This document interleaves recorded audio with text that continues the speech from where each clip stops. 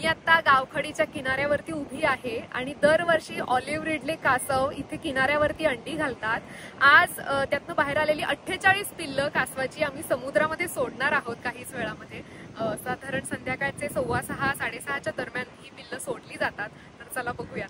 नमस्कार, मी प्रदीप सुभाष डिंगाणकर, गावखडी कासव मित्र, वन विभागाच्या कांदळवन कक्षासाठी काम करतो। जगभरात सुमारे समुद्र कासवाच्या 7 प्रजाती आढळतात। त्यातल्या भारतात आपल्याकडे 5 प्रकारच्या प्रजाती आढळतात। सगळ्यात मोठं आहे ते लेदरबॅक टर्टल, पूर्ण चामड्याची पाठ असते, काळ्या किंवा ग्रे रंगाचं कासव असतं। साधारण 600 ते 700 किलोपर्यंत त्याचं वजन असतं आणि ती कासवं आपल्याकडे फक्त अंदमानला नेस्टिंग करतात। दुसरं कासव एक लॉगरहेड टर्टल। लॉगरहेड म्हणजे लाकडाच्या ओंडक्यासारखं मोठं जाड डोकं असतं त्याचं, म्हणून त्याला लॉगरहेड नाव पडलं। तिसरं मोठं कासव ग्रीन टर्टल। ग्रीन टर्टल म्हणजे त्याची चरबी हिरव्या रंगाची असते, ते फक्त समुद्रातल्या वनस्पतीवरती गुजरण करतं, त्यामुळे त्याच्या चरबीचा रंग हिरवा आहे।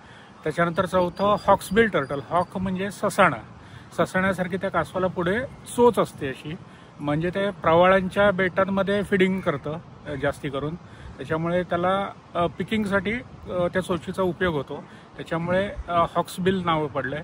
आणि सगळ्यात छोटी प्रजाती जी ऑलिव्ह रिडले आहे ती आपल्या पूर्ण महाराष्ट्राच्या कोस्टला नेस्टिंग करते। आता कासव कुठे अंडी घालतात तर एक तर पूर्ण काळोख असणारा किनारा, शांत किनारा, वर्दळ कमी असणारा किनारा।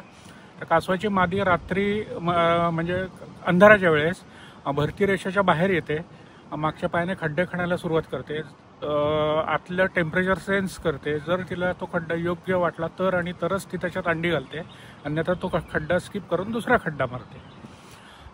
असं तिचं समाधान होईपर्यंत ती खड्डे मारत जाते, त्याच्यानंतर ती त्याच्यात अंडी घालते।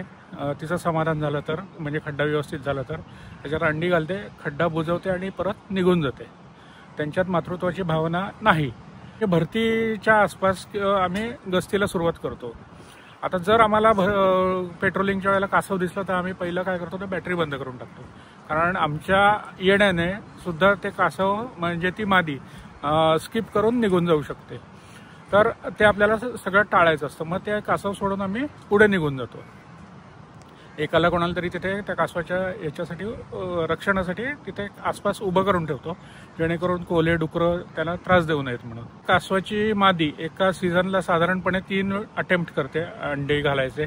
पहिल्या वेळेला अंडी संख्या जास्ती असते, साधारण 150च्या आसपासपर्यंत अंडी घालू शकते।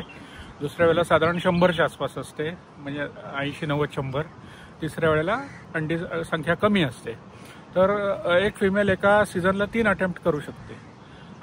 त्याच्यानंतर मग आम्ही ती अंडी बादलीत कलेक्ट करतो, त्याच्यावरती तळातली वाळू जी असते ती वाळूचा थर घालून ती अंडी पूर्ण आम्ही कव्हर करतो, त्याच्यावरती फडका घालतो, जेणेकरून ती अंडी सुकू नयेत म्हणून।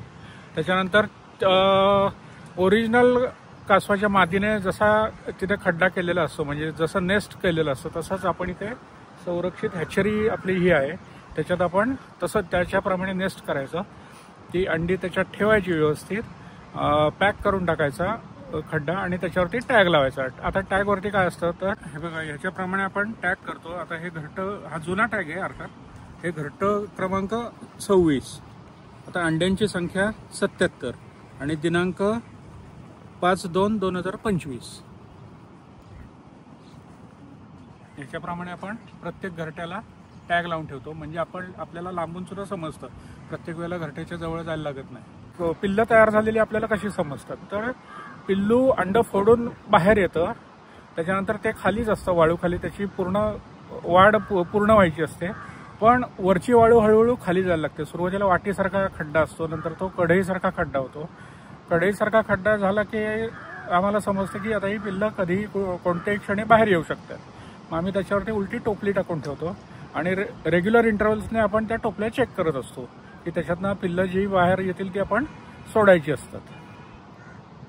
आता ती पिल्लं लगेच सोडायची असतात अर्थात, कारण त्या पिल्लांकडे 3 दिवसाचा फूड स्टॉक असतो त्यांचा, त्या 3 दिवसात त्यांना स्वतःचा जीव वाचवायचा असतो, स्वतःचं अन्न शोधायचं असतं आणि स्वतःसाठी एक जागा ही करायची असते।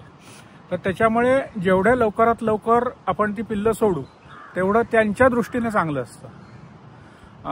तर आता एक आपण 5 मिनिटात पिल्लं सोडायला जाऊया. प्रदीप काका सांगतात 2015-16 साली त्यांनी या कामाला सुरुवात केली. तेव्हा 6 घरटी होती. आता त्या घरट्यांची संख्या 147 पर्यंत पोहोचली आहे. त्यांच्या मते सर्वच किनाऱ्यावर कासव मित्र कासवांच्या संवर्धनाच्या दृष्टीनं मेहनत घेत आहेत आणि घरट्यांच्या संख्येतही दिवसेंदिवस वाढ होत आहे. हे सर्वच कासव मित्रांच्या कष्टाचं फलित आहे.